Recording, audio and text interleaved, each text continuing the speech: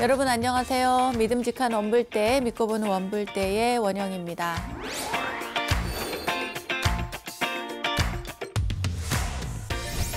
부처님께서 사위성 기원정사에 계실 때였습니다. 한 젊은이가 부처님께 인사드리고 여쭈었죠. 어떻게 수레에 누가 타고 있는 것을 알고, 어떻게 불이 난 것을 알며, 어떻게 그 나라의 됨됨이를 알며, 어떻게 그 아내의 됨됨을 알 수 있습니까? 그러자 부처님께서 개송으로 이렇게 말씀하셨습니다. 깃발을 보면 수레에 누가 타고 있는가를 알 수 있고, 연기를 보면 불이 난 것을 알며, 그 나라의 왕을 보면 그 나라의 형편을 알 수 있고, 그 남편을 보면 그 아내를 알 수 있느니라. 네, 오늘은 벼력잡암경에 담긴 부처님 가르침으로 원불대 출발해 봤습니다. 어느 날 청룡암에 한 거사님과 보살님이 오셨는데요. 50대로 보이는 이 두 분, 저는 처음에 이 두 분이 진짜 남매 사이인가? 이런 생각이 들었습니다. 뭐 이렇게 미소를 짓는 모습이라든지 말투라든지 하는 태도, 이런 것들이 너무나 닮아서였죠. 그런데 알고 보니 이분들은 남매가 아니라 부부 사이더라고요. 부부는 닮아간다라는 말이 있죠. 아이들이 어른들의 거울인 것처럼 부부 사이 역시 서로에게 물들고 또 닮아가는 것 같습니다. 나는 과연 남들에게 어떤 모습으로 비칠까 하고 가끔 나 자신의 모습이 궁금할 때가 있는데요. 그때는 내 주변의 사람들을 살펴보면 답이 나오지 않을까 싶습니다. 나는 어떤 이들과 닮아가고 있는지, 또 나는 내 주변 사람들을 어떻게 물들이고 있는지 스스로를 살펴보면서 아름답고 향기로운 사람이 되고자 늘 정진하는 여러분이 되셨으면 좋겠습니다.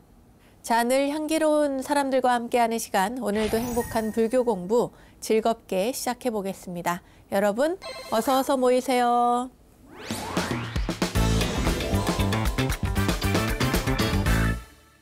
원영 스님의 불교 내백과 실전편 첫 순서는 알고 보면 약이 되는 수많은 불교 이야기들과 불교 지식을 내한해 원불대 지식 플레이 순서입니다.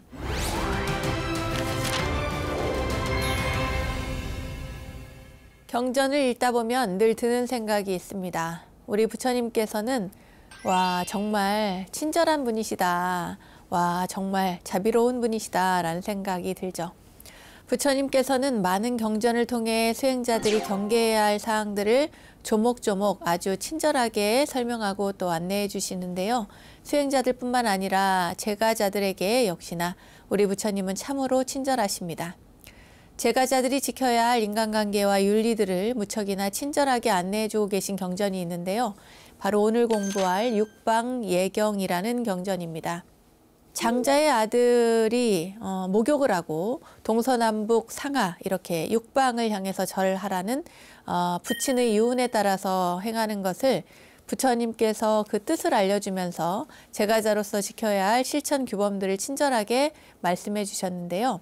오늘 이 육방예경에 담긴 규범들을 잘 새겨서 여러분들도 일상 속의 수행에서 많은 도움을 받으셨으면 좋겠습니다. 육방예경이라고 하는 이 경전은 서진시대의 지법도라고 하는 분이 번역을 한 경전입니다. 301년에 번역을 했다고 하죠. 부처님 당시에 신갈라라고 하는 장자의 아들이 있었어요. 그런데 아까도 말씀드린 것처럼 이 신갈라라고 하는 장자의 아들이 아버님이 돌아가시기 전에 유언으로 남긴 일을 별 생각 없이 아버님이 남긴 유언이기 때문에 매일 하라는 대로 합니다. 그게 뭐냐면 바로 동서남북 상하 이렇게 6방위를 향해서 예경을 하고 절을 하고 있는 건데요. 부처님께서 그 참뜻을 설명해 주시는 것이 바로 이 육방예경의 내용입니다. 일상생활에서 지켜야 할 자세와 다양한 인간관계에서 지켜야 할 도리에 대해서 설하고 계신데 불교에서 세속의 윤리를 구체적으로 제시하는 대표적인 경전이기도 합니다. 다른 거는 모르겠고요. 이 내용 자체를 여러분들이 알면 좋을 것 같아서 경전의 내용을 바탕으로 설명을 해드릴까 합니다. 부처님께서는 매일 탁발을 나가시는데 어느 날 그 아침에 이렇게 옷을 가사를 잘 입으시고 가다듬으시고 바루를 드시고 그리고 걸식을 하기 위해서 라자가 그러니까 왕사성으로 들어가셨습니다. 사람들이 많이 밀집해 있는 지역으로 가셨는데 가는 길에 라자가로 그 왕사성으로 가는 길에 그 숲에서 이 신갈라라고 하는 청년이 아침 일찍 일어나서 거기서 이제 숲에서 옷을 적시고 머리를 적시고 합장을 하고 동서남북 상하 방향으로 절을 하는 것을 보았습니다. 그리고 나서 이제 부처님께서 이 장자의 아들에게 신갈라한테 가가지고 말씀을 하시죠. 장자의 아들이여, 그대는 왜 아침 일찍 일어나서 라자가를 나와서 옷을 적시고 머리를 적시고 합장을 하고 각 방향으로 절을 하는가, 이렇게 이야기를 합니다. 그러니까 이 신갈라 청년이 부처님께 세존이시여, 저희 아버지가 돌아가시면서 제게 말씀하시기를 얘야 방위를 향해서 절을 해야 한다라고 하셨습니다. 세존이시여, 그래서 저는 아버지의 유언을 존경하고 존중하고 받들어 예배하고 공경하여서 아침 일찍 일어나서 라자가를 나와 옷을 적시고 머리를 적시고 합장을 하고 동서남북 상하의 각 방향으로 절을 합니다. 이제 이렇게 대답을 했어요. 그 이야기를 듣고서 부처님께서 그렇게 절만 해서는 안 된다라고 하면서 이야기를 하시죠. 장자의 아들이여, 이 6 방향을 잘 알아야 된다. 동쪽 방향은 부모라고 알아야 한다. 남쪽 방향은 스승이라고 알아야 한다. 서쪽 방향은 자식과 아내라고 알아야 한다. 북쪽 방향은 친구와 동료라고 알아야 한다. 아래 방향은 하인과 고용인이라고 알아야 한다. 위 방향은 사문과 바라문이라고 알아야 한다. 이렇게 이야기를 해주셨어요. 그러니까 말하자면 이렇게 예경을 하라고 하는 것은 아버님의 그 유언에 따라서 이 신갈라 청년이 이제 받들어서 하는 것인데, 그냥 하라고 해서 하는 것에 그치지 말고 각 방향이 무엇을 의미하며 그것이 의미하는 바를 알면 내가 어떻게 살아가야 되는지 그 모습을 알 수가 있다. 이 이야기를 하고 있는 것입니다. 그래서 경전에서는 그 내용을 자세히 이야기를 하고 있는데요. 먼저 동쪽 방향입니다. 동쪽 방향은 부모님을 이야기하는데요. 부모님을 잘 섬겨야 된다는 이야기를 하고 있습니다. 동쪽 방향인 부모를 잘 섬겨야 되는데 거기에는 5가지가 있습니다. 어떻게 5가지냐? 첫 번째, 나는 그분들을 잘 봉양할 것이다 라고 생각을 하라는 거예요. 자식이니까. 그리고 두 번째는 그분들에게 의무를 행할 것이다. 내가 의무를 다해 최선을 다할 것이다 라고 생각하라는 거죠. 세 번째는 가문의 대를 확고하게 할 것이다. 네 번째는 부모님의 가르침대로 그 유산을 잘 실천할 것이다. 5번째는 부모님이 돌아가시면 그분들을 위해서 보시를 잘 할 것이다 라고 하는 것들을 마음으로 섬겨야 한다. 근데 자식만 부모에게 그렇게 하라는 것이 아니라 자식이 부모님께 그렇게 하면 부모님도 역시 자식을 사랑으로 잘 돌봐야 된다는 얘기를 합니다. 그렇게 되면 부모님은 자식을 사악함으로부터 멀어지게 그렇게 해야 하고, 또 착한 일, 선에 들어가게 하고, 또 자식들이 모르는 게 있으면 모르는 걸 가르쳐서 배우게 해야 하고, 또 어울리는 아내와 맺어주는 것도 부모의 역할이고, 적당한 때에 유산을 물려주는 것도 부모의 역할이다. 그러니까 자식은 부모에게 효도하고 부모는 자식을 잘 감싸기 때문에 동쪽 방향이 감싸지게 되고 동쪽은 안전하게 되고 두려움이 없게 된다.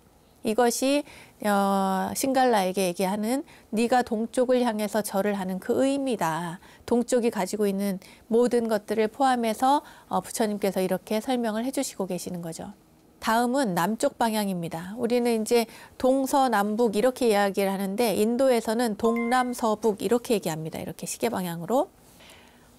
남쪽 방향은 스승을 이야기하는데요. 남쪽 방향인 스승들을 섬길 때 어떻게 해야 하는가. 첫 번째는 일어나서 스승이 오시면 스승을 맞이해야 되고, 스승을 잘 섬겨야 되고, 스승에게 무엇이든지 배우려고 해야 되고, 또 개인적으로 스승을 시봉하고, 그리고 또 스승이 알고 있는 전문적인 것들을 기술이든 뭐 아니면 어떤 학문이든 그것이 무엇이든지 간에 잘 배워야 한다. 이것이 제자가 남쪽 방향의 스승들을 섬겨서 배우고 익히고 그렇게 잘 따라야 된다는 내용을 담고 있고요. 그렇게 제자가 스승에게 하는 것처럼 스승도 제자에게 여러 가지를 가르쳐야 되는데, 첫 번째는 잘 훈육되도록 가르치고, 그리고 잘 알도록 이해시키는 것, 이것이 스승의 역할이래요. 그리고 세 번째는 그것이 무엇이든지 간에 이 제자가 잘 알 수 있도록, 다 배우도록 잘 가르쳐 줘야 된다는 것이고, 네 번째는 이 스승의 친구와 동료에게 잘 소개를 해준대요. 전문적인 지식을 잘 가르쳤으면 그러한 지식을 가지고 숙달되도록 한 다음에는 그 숙달된 내용을 잘 쓸 수 있도록 주변의 사람들에게 소개를 해주는 것도 스승의 역할이라는 것이죠. 그리고 마지막 다섯 번째는 모든 곳에서 안전하게 보호를 해준다. 스승은 제자를 보호해줄 의무가 있다는 거예요. 제자는 스승을 잘 믿고 따르고 모셔야 되는 것이 있듯이 스승도 제자를 잘 보호해줘야 된다. 이렇게 해서 남쪽 방향은 감싸지게 되고 안전하게 되고 두려움이 없게 된다. 이것이 바로 부처님의 말씀입니다. 서쪽 방향은 결혼했을 경우에 아내를 이야기합니다. 아내나 자식. 장자의 아들이여 서쪽 방향인 아내를 섬겨야 된다. 아내를 뭐 이렇게 다스려야 된다가 아니라요. 아내에 대해서 굉장히 긍정적으로 또 존중하고 또 잘 받들어야 된다. 이러한 내용을 담고 있어서 뜻밖이죠. 예. 첫 번째는 존중하라는 것이고, 두 번째는 얕보지 말아야 된다는 것, 세 번째는 외도하지 않아야 된다는 것, 네 번째는 살림살이의 권한은 전부 아내에게 넘겨주라는 것이고요. 다섯 번째, 이게 특이한 점이죠. 장신구를 사주라고 했어요. 부처님 말씀에 아내에게 장신구를 사주라는 주얼리를 사주라는 그런 내용이 육방예경에 나옵니다. 이렇게 남편이 아내를 위해서 아내를 잘 보살펴주고 아내에게 살림살이의 그 가정생활에 있어서의 전권을 아내에게 주고 아내를 위해 선물도 해야 되고 하는 것이 이렇게 나온다면, 또 뿐만 아니라 이 아내도 남편을 위해서 반드시 사랑으로 남편을 돌봐야 된다는 이야기가 나옵니다. 첫 번째, 맡은 일을 잘 처리해야 된다. 왜냐하면 이제 살림을 전반적으로 이 아내가 다 가지고 살림도 하고 남편을 또 시봉도 하고 자식들을 키우고 해야 되니까요. 자기가 해야 될 일이 엄청 많은 거예요. 가정에서는 아내가. 그러니까 이 아내가 맡은 일을 잘 처리해야 된다는 것이고, 두 번째는 주변 사람들을 잘 챙겨야 되는 거예요. 남편만 잘 챙기는 것이 아니라 자식들도 잘 챙겨야 되고, 또 시부모님도 잘 챙겨야 되고, 또 일가 친척 주변의 모든 사람들을 다 잘 챙겨야 된다는 것이고, 세 번째는 남편과 마찬가지로 외도를 하지 않아야 되고, 네 번째는 가산을 잘 보호해야 된다는 거죠. 남편은 가산을 잘 보호해야 된다 이런 말이 없었는데, 아내는 살림을 전반적으로 해야 되니까 집안의 살림을 가산을 잘 보호해야 된다. 그리고 다섯 번째는 모든 일에 숙달하고 게으르지 않아야 된다. 그러니까 아는 것이 많아야 되고, 가정에 살림하는 사람이 게으르면 안 되겠죠. 네. 그래서 게으르지 않게 그렇게 부지런히 살아야 된다는 이야기를 하고, 또 부처님께서 이렇게 남편은 서쪽 방향인 아내를 잘 섬기고, 아내는 다시 이러한 다섯 가지로 남편을 사랑으로 잘 돌봐야 된다. 재밌죠? 남편이 아내를 섬기고 아내는 남편을 돌보고, 이렇게 해서 서쪽 방향은 감싸지게 되고 안전하게 되고 두려움이 없게 된다. 이것이 바로 부처님께서 이야기하는 서쪽 방향에 대한 어떤 상징적인 의미, 그리고 그것이 그냥 절을 하는 것에 그치지 않고 그 서쪽 방향이 의미하는 대로 실천하고 살아야 된다라고 하는 것을 알려주고 있습니다. 그 다음에 북쪽 방향은 친구와 동료를 상징하고 있는데요. 장자의 아들인 신갈라에게 다시 이야기를 합니다. 북쪽 방향인 친구와 동료들을 잘 섬겨야 된다. 어떻게 섬기느냐? 베풀어야 된다. 그리고 친절하게 이야기를 해야 된다. 그리고 그들에게 이익이 되도록 행하고, 또 자기 자신에게 하듯이 대하고 약속을 어기지 말아야 된다. 친구나 동료들을 자기 자신을 대하듯 한다는 것은 그만큼 소중하게 여기라는 거죠. 그리고 약속도 어기지 말아야 된다. 이와 같이 북쪽 방향인 친구와 동료들을 섬겨야 된다. 이 북쪽 방향이 가진 내용입니다. 그러면 친구와 동료들은 다시 이 사람을 보호를 해주는데 어떻게 보호를 해주느냐? 첫 번째, 취해 있을 때 보호해 준대요. 재밌죠? 취해 있을 때 이야기를 합니다. 그리고 두 번째, 또 취해 있을 때 그 친구를 보호해 주는 것뿐만 아니라 그 친구가 가지고 있는 소지품을 관리를 해줘야 된다. 세 번째는 두려울 때 의지처가 되어주고 재난에 처했을 때 떠나지 않고, 또 다섯 번째는 그의 자녀들을 존중한다. 그러니까 어려운 일이 생겼을 때, 친구가 힘든 일이 생겼을 때 친구에게 의지처가 되어주어야 한다는 거예요. 그리고 친구에게 안 좋은 일이 있을 때 그때 그 친구를 멀리하는 것이 아니라 그 친구를 떠나지 않고 그 친구 옆에서 의지처가 되어주고 그 친구의 자식들까지도 존중하고 도와주고 보살펴줘야 된다는 거죠. 이렇게 북쪽 방향은 감싸지게 되고 안전하게 되고 두려움이 없게 된다는 얘기입니다. 네, 지금까지 동남서북 방향에 대한 이야기들을 해드렸습니다. 각 방향이 상징하는 것들에 대해서 이야기를 해드렸고요. 이제는 이제 아래 방향하고 위의 방향에 대해서 말씀을 드리도록 하겠습니다. 아래 방향은 하인과 고용인에 대한 이야기인데, 말하자면 이제 내가 데리고 사는, 또 데리고 일을 하는 사람들을 내가 어떻게 대할 것인가에 대한 이야기입니다. 먼저 힘에 맞게 일거리를 나누어 줘야 된다. 그러니까 모든 사람들이, 어떤 사람은 뭐 능력이 있어서 많은 일을 할 수도 있고, 어떤 사람은 조금 건강이 안 좋아서 많은 일을 못 할 수도 있잖아요. 조금만 할 수도 있고, 어떤 사람은 밭에 나가서 뭐 밭일을 할 수도 있고, 어떤 사람은 집에서 어떤 소일거리를 할 수도 있고, 여러 가지 그 일이 있는데, 이것을 모든 사람에게 똑같이 시키는 것이 아니라 그 사람이 가지고 있는 힘에 맞게 일거리를 나누어 줘야 된다.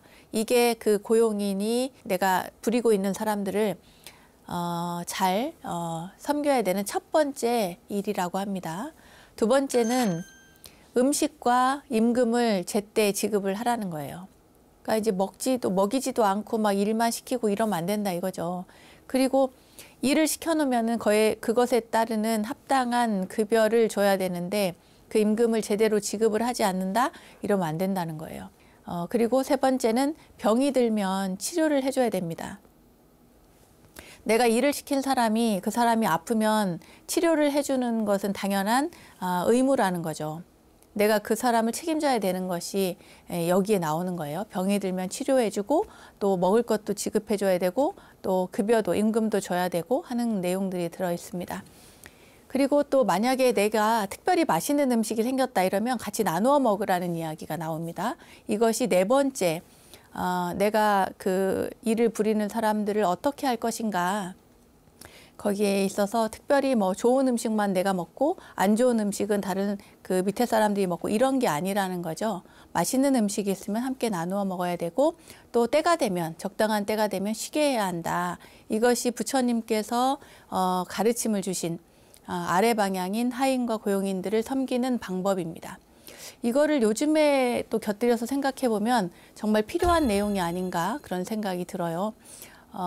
사람들에게 일을 시키는 사람이 있으면 그 일을 어떻게 분배를 잘할 것이고, 또 일을 한 만큼의 임금을 주어야 되고, 또한 그 사람들을 어떻게, 내가 아팠을 때는 어떻게 해야 될 것인가라고 하는 내용들이 전부 다 나와 있죠. 그런데 주인이 그렇게 아랫사람들을 대했다면, 그렇다면 아랫사람들은 그럼 윗사람을 어떻게 대할 것인가. 이 이야기를 하고 있는 부처님의 나라, 지금도 그렇지만 굉장히 상하 구분이 많이 되어 있고, 인종에 대해서 어떤 계급적으로 이렇게 나누어져 있고, 그 옛날 부처님이 계셨을 때 그때 당시는 그 인간들의 차별이 더 심했죠. 출신에 따라서 더 많은 차별을 하는 그런 나라였습니다. 그렇기 때문에 이런 이야기가 굉장히 획기적으로 혁명적으로 들리는 것도 사실인데, 하인과 고용인들 또한 그러면 어떻게 그 주인을 대할 것인가, 그 내용도 나옵니다. 먼저 첫 번째, 나를 고용한 그 주인을 사랑으로서 돌봐야 된다고 합니다. 그리고 나는 이제 일을 하는 사람이니까 먼저 일어나고, 또 주인보다 더 나중에 자야 되고, 또 주어진 것에 만족하고 또 일을 잘 처리를 해야 되겠죠. 일을 시켰는데 일을 못하면 안 되겠죠. 일을 잘 내가 할 수 있는 한 내 선에서는 성실하게 일을 해야 된다. 그리고 만약에 이제 이건 굉장히 또 특별한 일인데 나를 고용한 주인에 대해서 그 주인이 뭐 이렇게 잘하는 일을 사람들이 칭찬을 한다 이러면 같이 기뻐해야 된다는 거죠.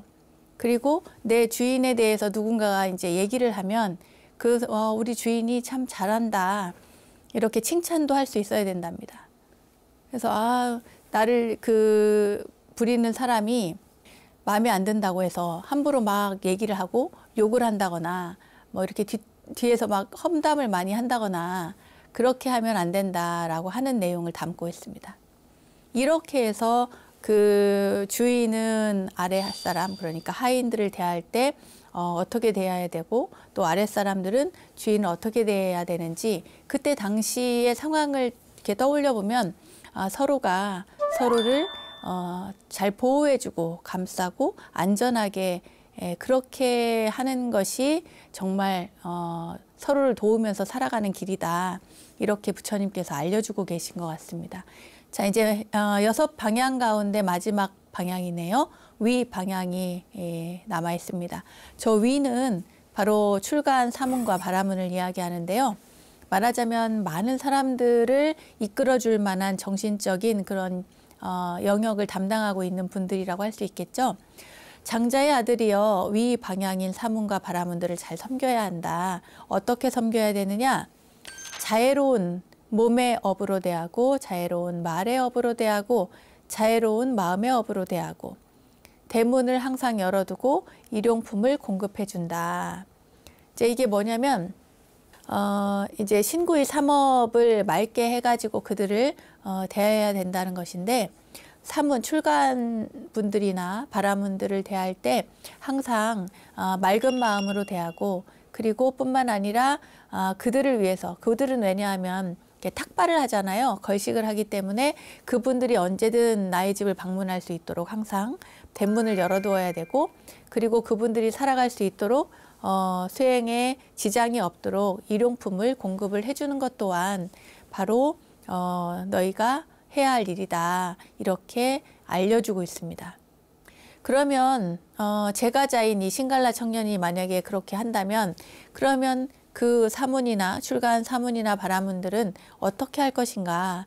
바로 그 선남자를 사랑으로 돌봐줘야 된다. 그 사람이 이 세상에서 살아가도록 바른 길로 갈 수 있도록 이 사악함으로부터 멀어지게 하고 그리고 착한 일을 많이 해서 선에 들어가게 하고 또 선한 마음으로 자유롭게 돌보고 그리고 만약에 배우지 못한 것이 있다면 잘 가르쳐주고 그리고 배운 것을 깨끗하게 해주고 그리고 다음 생에 더 나은 곳으로 갈 수 있도록 이끌어주는 것 이것이 바로 이 사문이나 바라문이 해주는 일입니다. 이렇게 해서 위쪽의 방향들은 감싸지게 되고 안전하게 되고 두려움이 없게 된다. 이러한 이야기를 부처님께서 해주셨습니다. 부처님께서 이렇게 신갈라 청년에게 그 동남서북 그리고 아래 방향과 윗방향 6방이 가지고 있는 각각의 상징적인 의미들과 그 상징적인 인물들과 서로 어떻게 인간관계를 맺어가면서 살아갈 것인지에 대해서 자세히 정성스럽게 이야기를 하니까 이 신갈라 청년이 부처님께 감탄하면서 이런 이야기를 합니다. 경이롭습니다. 세존이시여 경이롭습니다. 마치 넘어진 자를 일으켜 세우듯이 덮여있는 것을 걷어내 보이듯이 방향을 잃어버린 자에게 길을 가르쳐 주시듯 눈이 있는 자의 형상을 보라고 어둠 속에서 등불을 비춰주시듯 부처님께서는 여러 가지 방편으로 법을 설해 주셨습니다. 저는 이제 부처님께 귀의하고 또 부처님의 가르침과 또 승가에 귀의합니다. 부처님께서는 저를 오늘부터 목숨이 다하는 날까지 귀의한 청신사로 우바세로 받아주십시오.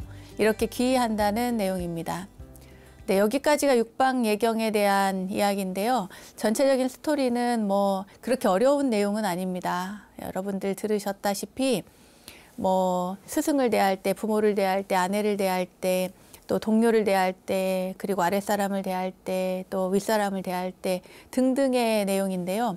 사실 이것은 결론은 한 가지인 것 같습니다. 뭐냐 하면 내가 살아가면서 인생을, 이 세상을 살아가면서 결국에는 내가 해야 할 도리가 있고, 그리고 내가 하는 도리만큼 또 남들도 나에게 해야 되는 거죠. 그러니까 각각의 모든 것들은 인연으로 이어진 것이기 때문에 일방적으로 나만이 내가 뭐 잘나가지고 나 혼자서 이렇게 받고 살아가는 것이 아니라 나보다 못한 사람도, 나보다 잘난 사람도, 나보다 그 위의 사람도 이 모든 인간에 대한 어떤 차별 없이 내가 해야 될 도리를 할 것이고, 그리고 그렇게 해야만, 각각의 존재들이 모두 그렇게 해야만 서로가 서로를 배려하고 존중하고 그렇게 살아야만 어우러져서 이 세상이 잘 돌아가는 것이고 내가 잘 살게 되는 것이지, 나 혼자서 살아가는 세상이 아니라는 거죠. 육방예경의 포인트는 육방에 절을 하는 것이 중요한 것이 아니라 그 예경하는 마음으로 그 사람들을, 각각의 상징적인 그러한 대상들을 그 정성스럽게 섬기라는 이야기입니다. 아랫사람도 또는 자기 아내도 자식도 모두가 섬김의 대상이 되는 것이지, 그들을 다스린다거나 또는 이렇게 뭐 명령한다거나 뭐 이렇게 이끌어준다거나 이러한 내용이 아니라는 거죠. 저는 그렇게 읽었습니다. 육방예경은 그래서 이 세상을, 우리가 더불어서 살아가는 이 세상을 살아갈 때 모두를, 서로가 서로를 이렇게 배려하고 또 존중해 주면서 그렇게 살아가야 된다. 배려와 존중이 없으면 어떠한 인간관계도 오래 유지될 수가 없고, 그리고 반드시 흠이 가게 되어 있습니다. 존중과 배려를 항상 가지고 살아가야만 상대도 나에 대한 존중과 배려가 있을 것이고, 나도 상대에 대한 존중과 배려로 이 세상을 살아가야지, 그래야만 그 깨지는 것이 없다. 저는 그렇게 생각을 하고요. 이것이 눈 앞에 있는 때만 잘하는 것이 아니라 그가 상대가 없을 때에도, 뒤에 있을 때에도 그에 대한 배려와 존중을 잃지 말고 우리가 섬기듯이 세상을 살아가자. 그런 것을 여러분들이 꼭 염두에 두시고 이 육방예경을 읽으시면 더 좋을 것 같습니다. 자, 육방예경에 대한 자세한 설명은 여기까지 하고요. 그럼 함께 문제 풀러가 볼까요? 자, 그럼 첫 번째 문제 보겠습니다. 다음 중 제가 불자들이 지켜야 할 생활 지침을 말하며 동서남북 상하의 6방향에 대해 예배하는 의미를 설명하는 경전은 1. 금강경, 2. 화엄경, 3. 법화경, 4. 육방예경.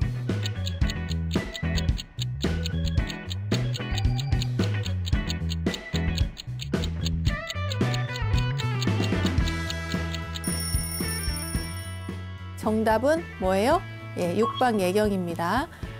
이건 뭐 너무 쉽죠. 6방향, 6방향에 대해서 예배한다라고 하는 의미를 가지고 있는 제목이 바로 육방예경이니까요. 금강경, 법화경, 화엄경하고는 관계가 없습니다. 네, 육방예경. 다음 문제 보겠습니다. 육방예경에서 말하는 6방위를 쓰시오. 네, 육방예경의 6방위는 무엇일까요?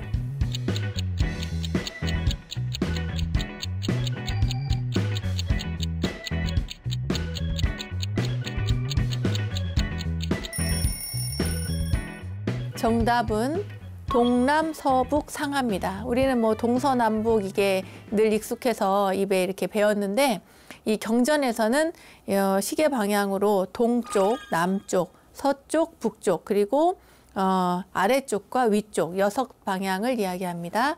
그래서 동남서북 상하, 각각 동쪽에서 말하는 남쪽에서 서쪽, 북쪽, 상하, 여기에서 말하는 상징적인 그러한 관계들이 있죠. 나한테 부모의 관계, 또 스승의 관계, 또 아내와 자식의 관계, 또 뭐죠?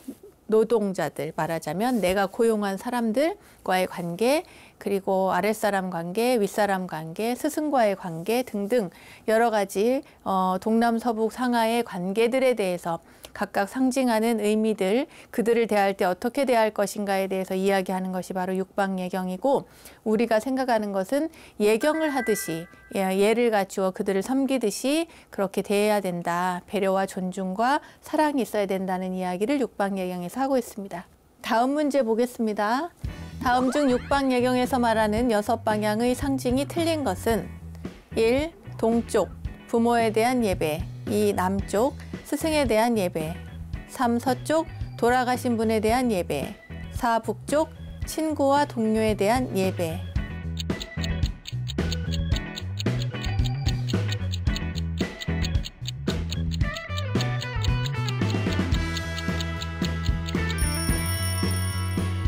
네, 정답은 서쪽입니다. 서쪽, 돌아가신 분에 대한 예배. 맞습니까? 네, 틀리죠.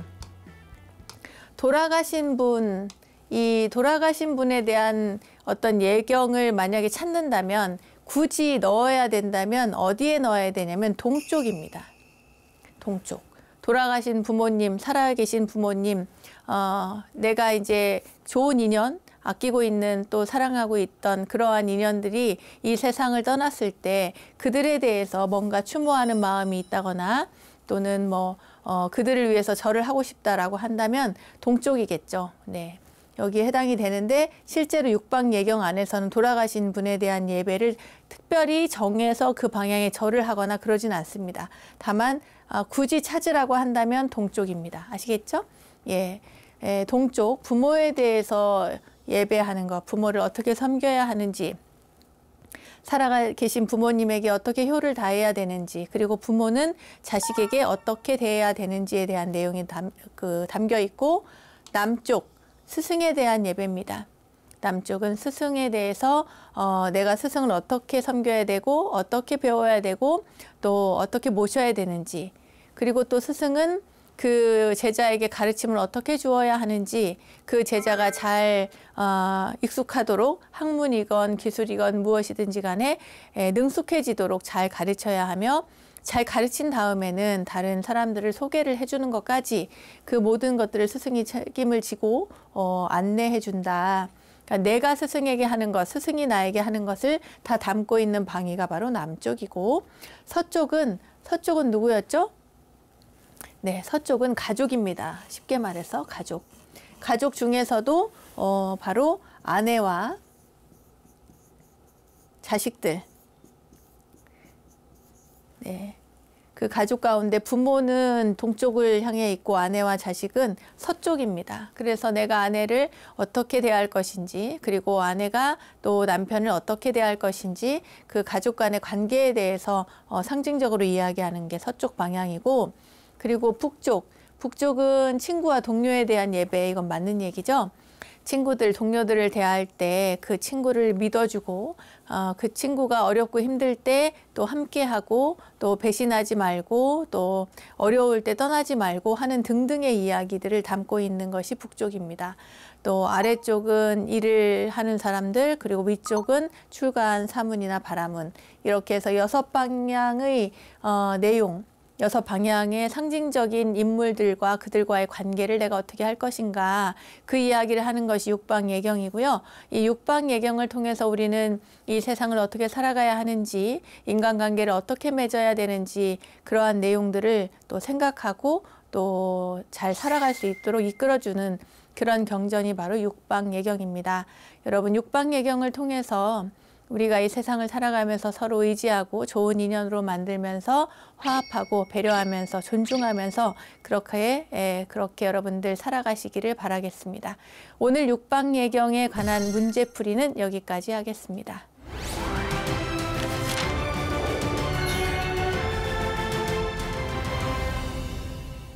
우리들 인생길에 마주한 이야기 하나로 삶을 향기롭게 만들어가는 시간, 마음 훈련의 시간 불문입니다. 윤회를 믿는 우리들은 자주 궁금증이 생깁니다.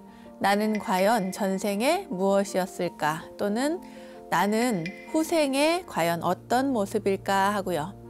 여러분, 우리 업에 관한 이야기 많이 하죠. 업이요, 업.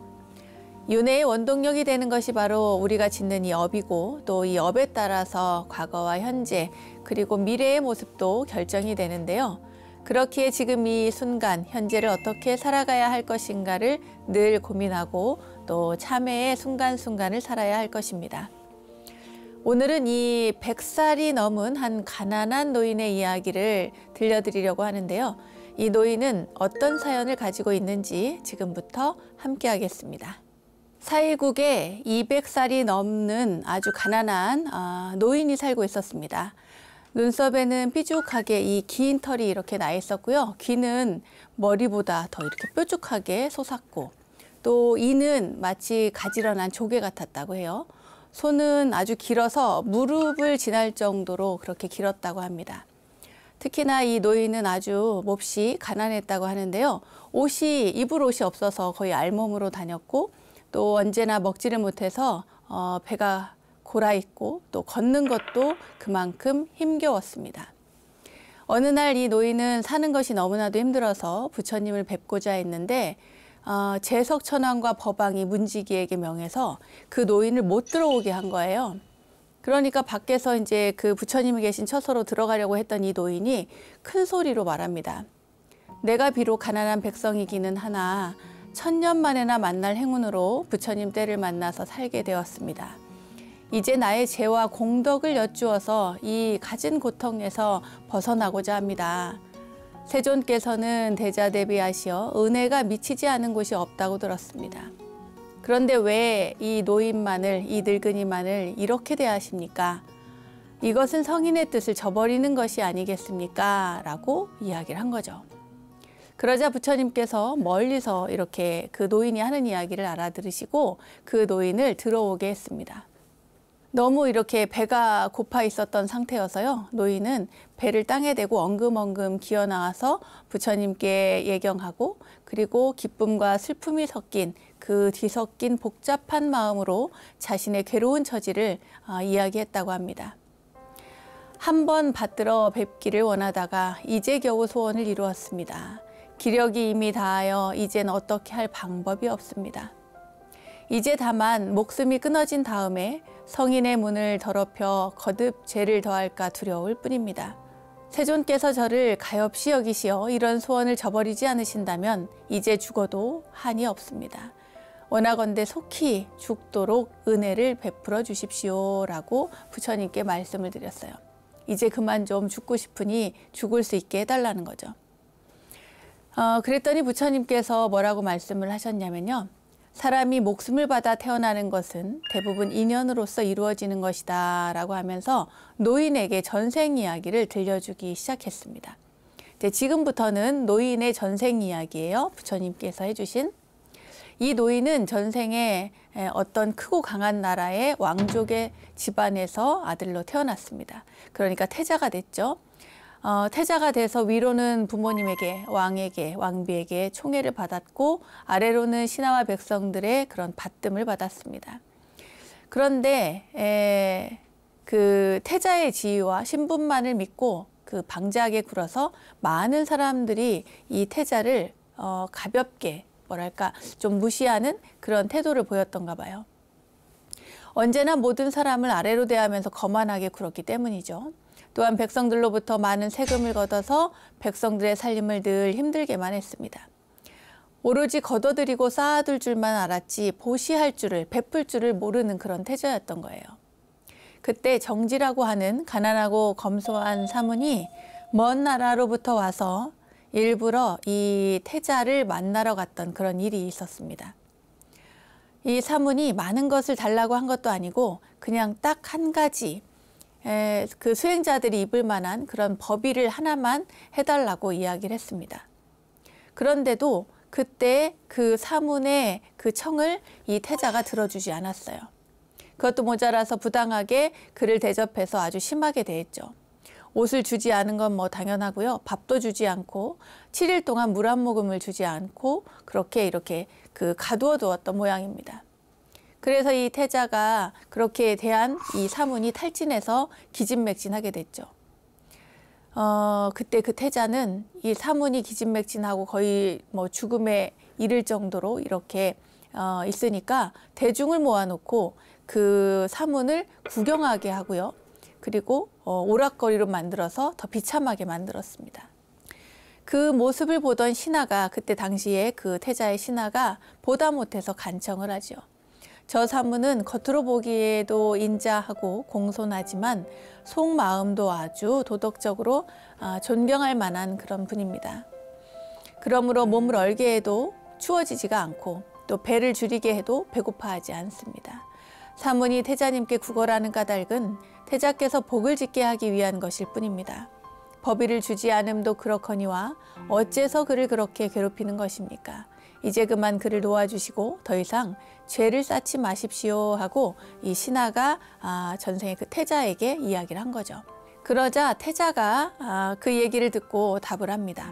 여기 이 사람이 자기가 도덕이 있다고 거짓말을 해서 사기를 치기에 내가 시험 삼아 조금 괴롭혀 본 것뿐이다. 그저 죽지 않을 만큼만 놀리고 이제 막 놓아주려던 참이었으니 걱정할 거 하나도 없다. 이렇게 이야기를 한 거죠. 태자는 그 사문을 떠나 보내면서 나라 밖으로 내쫓아 버렸습니다. 그때 그 사문이 나라의 경계를 벗어나서 한 10여리쯤 갔을 때 마침 또 굶주린 도둑을 만나게 되었대요. 도둑이 이 사문을 보고는 글쎄 잡아먹으려고 했대요. 그때 사문이 이야기하기를 나는 춥고 배고픈 그런 사문일 뿐입니다. 너무 말라서 뼈만 남았으니 냄새만 나고 먹을 것도 없을 겁니다. 공연히 죽여서 죄만 쌓는 것입니다. 이렇게 이야기를 한 거죠. 그때 굶주렸던 도둑이 이야기하기를 우리가 벌써 여러 날을 굶어서 조금 전엔 흙까지 먹었어. 당신이 비록 조금 마르긴 했지만 그래도 흙보다는 훨씬 나을 것이요. 절대 놓아줄 수 없소. 이렇게 도둑과 또 굶주린 사문은 오랜 시간 동안 서로 다투고 있었는데요. 태자가 이 소식을 듣고는 이내 달려와서 이야기를 했습니다. 내가 옷과 밥도 주지 못했거늘 어찌 도둑한테 죽임을 당하도록 놔두겠는가. 이렇게 와서는 이야기를 하는 거죠. 너무 이상하죠. 도둑들이 태자를 보고는 모두 이렇게 고개를 숙여서 사죄하면서 이 사문을 놓아서 보냈다고 합니다. 그때 그 사문이 바로 지금의 미륵이고요. 또 이런 인연 때문에 그 태자는 오늘날 이런 생을 받게 된 것이라고 합니다. 이건 또 부처님께서 얘기를 해주시는 거예요. 이렇게 이 200살이 넘도록 오래 살면서 굶주리고 입을 것도 없고 한 게 다 전생에 쌓은 인연 때문이라는 거예요. 나이가 들어도 죽지 못하고 있는 이 노인의 모습, 이것이 다 전생의 업 때문이다. 그런 이야기를 하시는 거죠. 그러면서 부처님께서 전생 이야기를 마친 다음에 말을 덧붙여서 말씀하시기를 가난의 죄를 받는 것은 탐욕 때문이요. 오래 살게 된 것은 사문의 목숨을 구함으로 인한 것이라고 합니다. 또 죄와 복이 저마다 마땅한 보답이 있으니 마치 그림자와 메아리와 같은 것이다. 이렇게 이야기를 했습니다. 그 얘기를 듣고 노인이 말하기를 지나간 일은 어쩔 수 없으나 그 업부를 이 생에서 끝내게 해주십시오. 다 죽어가는 이 목숨 이제라도 사문이 될 것을 허락하시어 후세에는 세상마다 부처님을 모시게 해주십시오. 이렇게 부처님께 출가를 허락해달라고 부탁을 합니다. 부처님께서 이 노인의 뜻을 받아들이니까 바로 그 자리에서 이 노인의 수염과 머리카락이 저절로 땅에 떨어졌고 그리고 이 가사가 법의가 몸에 입혀졌다고 합니다. 또 몸의 기력도 다시 되살아나고요. 강건해지고 기와 눈은 밝아졌고 그 자리에서 삼매에 들었다고 합니다. 그리고 개송으로 부처님을 찬탄하고 그는 돌아갔습니다. 뭐라고 이야기를 했냐면요.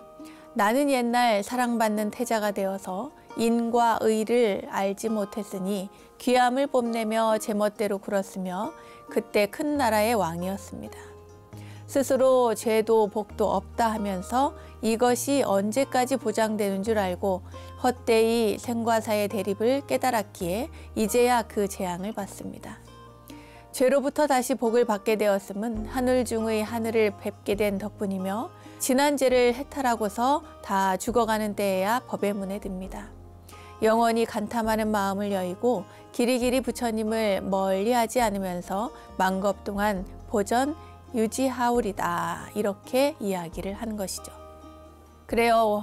이 스토리를 여러분들께 전해드리고 제가 뭐라고 말씀드릴지 여러분들 아마 짐작이 이미 가실 것 같습니다. 뭐 다른 얘기가 필요 없죠. 우리가 각자 행한 것, 우리가 쌓은 업은 우리가 이 세상 어디에 숨어도 끝까지 따라온다고 합니다. 자신이 지은 업 보니까요. 자기가 지은 업에 대한 대가는 반드시 또 치르게 되어 있다고 합니다. 자, 그럼 여러분께 다시 묻겠습니다. 여러분은 지금 스스로 업을 잘 닦으면서 살고 계십니까?